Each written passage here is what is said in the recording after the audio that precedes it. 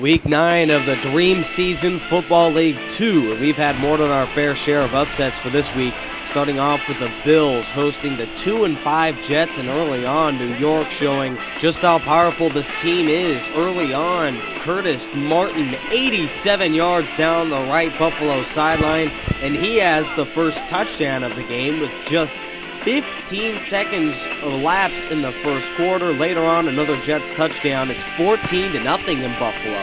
What's going on with the Bills? An early field goal by the Bills in the third quarter, and later on some stops. And look at Kelly in the fourth quarter. Let's get a drive and a touchdown here. That's what the Kelly-led Bills are looking for. Second and goal from the 3. Touchdown, Stevie Johnson, and the Bills are in the game. And the scoreboard says to go for 2 points, down by 5 with just over a minute to go. Kelly looking on the 2-pointer. He scrambles and he's in. And he gets the 2 points, but it would be nothing if they can't receive the onside, and they don't. The Jets pull off the upset in Buffalo. Final 14-11. Dolphins and the Chiefs, and Miami has started 5-0, but they're hoping not to slip 2 in a row in their last 3 games here as they travel to KC to take on the 4-3 Kansas City Chiefs. And early on, Priest Holmes right up the gut, 80-yard gash for this Kansas City running back. It's 7-3 in the second, but Len Dawson, first mistake of the day, intercepted by Smith, and he takes a 27-yard interception return touchdown.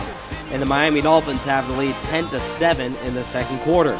But the Chiefs were not done with their two-headed running attack in Jamal Charles along with Priest Holmes. Another touchdown in the first half by this running attack for the KC Chiefs, and it's 14-10 in the second quarter.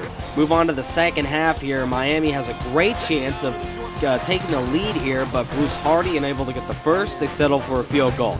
Dawson in the fourth quarter, firing it deep, and it's intercepted by Vontae Davis. Now can the Dolphins reply off the turnover and get some points of their own?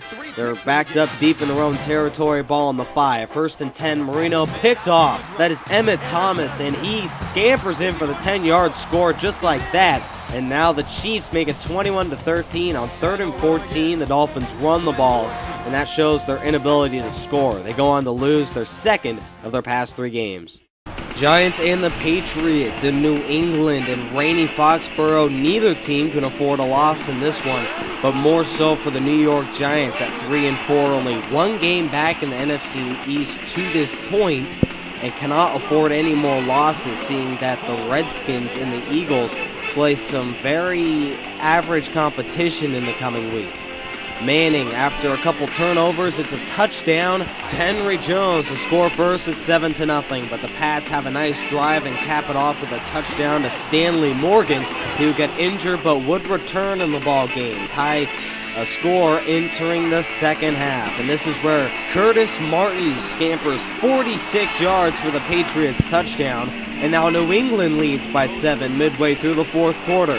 But then the Giants enter Patriots territory. Then on 2nd and long, it's complete. This is Del Schofner into the end zone, and the Giants answer back with a touchdown of their own. It's now 14-all at the start of overtime, and Jeremy Shockey with a nice flag getting 15 more yards, but it's picked off. This one, Morris Claiborne, and he is gone, and the Patriots win the game on a defensive return touchdown.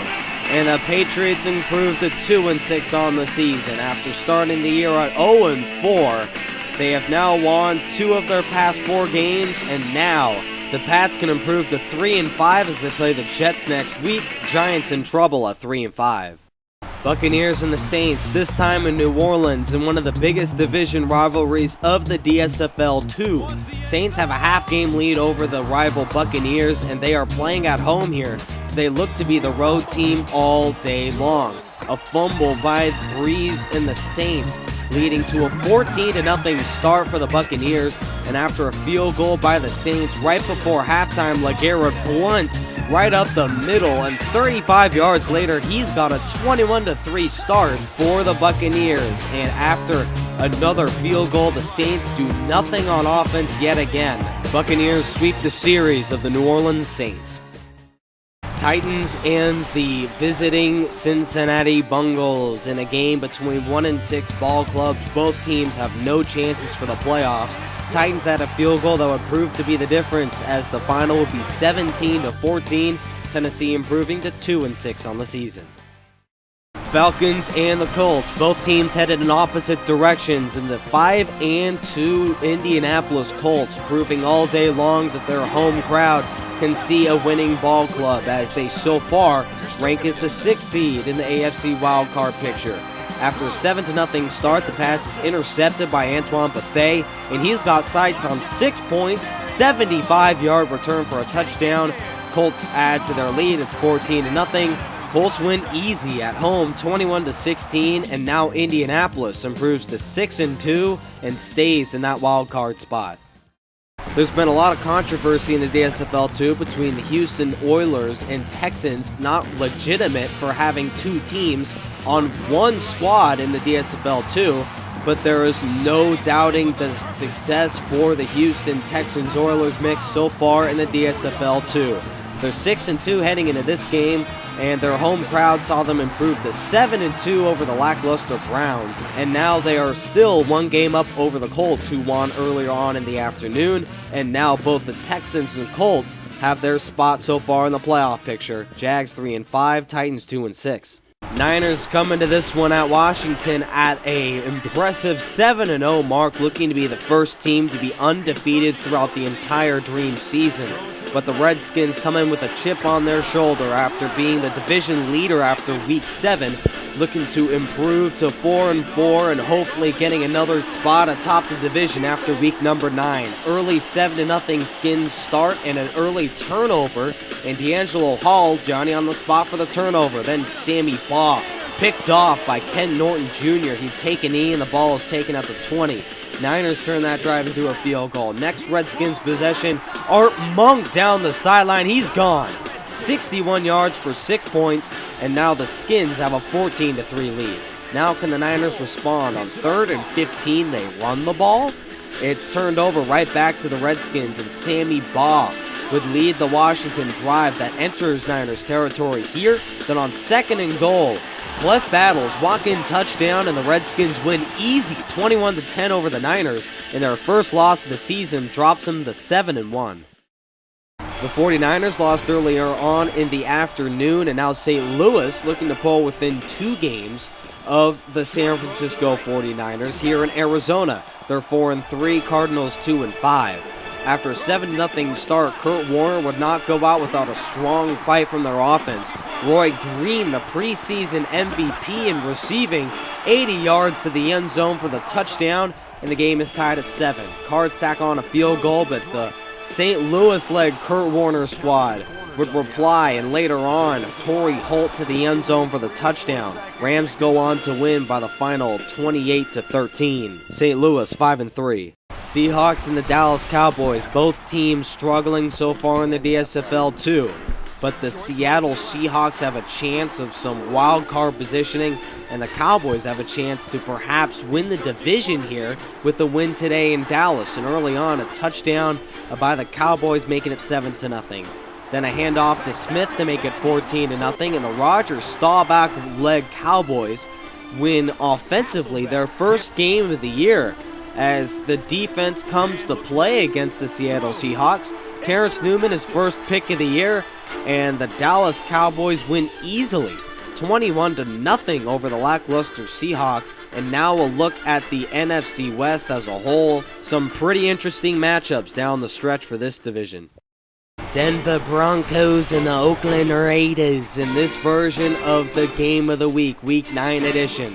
Broncos come into this one below 500, yet the Raiders at 6-1, hoping to improve to an impressive 7-1 on the year here at home in rainy Oakland Alameda Coliseum. Early on, a touchdown by the Raiders. Dave Casper, the DSFL 1 leader for this team, and Ken Stabler on his following drive would finally have a mistake so far in the DSFL 2. Only a couple interceptions so far on the year.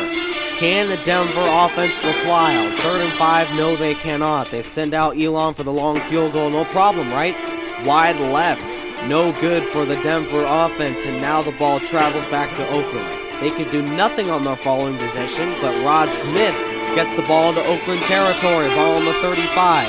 Yet on 3rd and long, Denver sacks, fumbled the football, and it's picked up by Sonoris Moss, and he's got sight on 6 points. If it weren't for the Oakland defense flagging on this play, so you see clipping in the backfield, it would be taken back to about the 40-yard line, but the Broncos 0 for 2 on their red zone opportunities, hoping to at least get some points here midway through the third, as it's 10-0 here so far. Oakland dominating on defense. Trevor Scott for the sack, and they have to settle for a field goal. Raiders next series, Brooke McFadden short of the first down. Then on 3rd down and 8, Elway looking, he's sacked. They have to go for it on 4th and 15 with under 2 to go. Elway looking, has time, throwing deep, and the pass out of bounds. And the Broncos fail on 4 downs. The Raiders can do nothing either, but they didn't need to do much of anything. Janikowski converting on the field goal.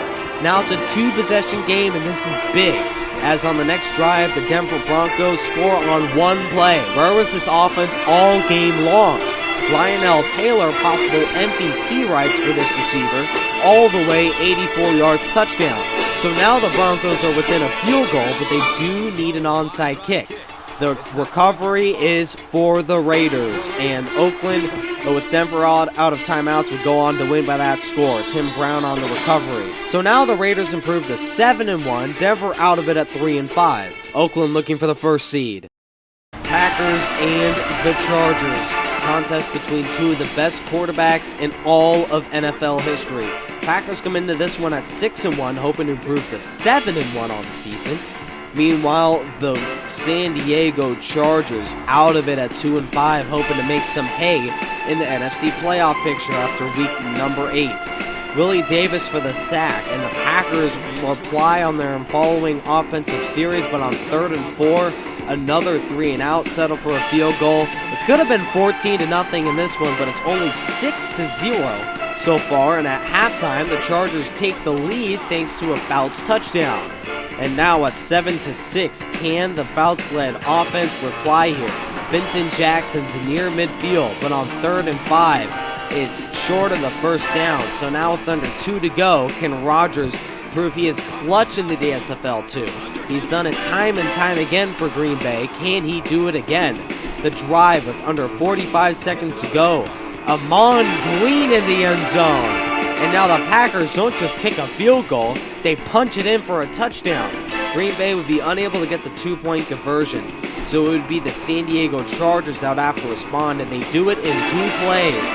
Gary Garrison all the way for 6 points, 75-yard touchdown for this big play man for the Chargers.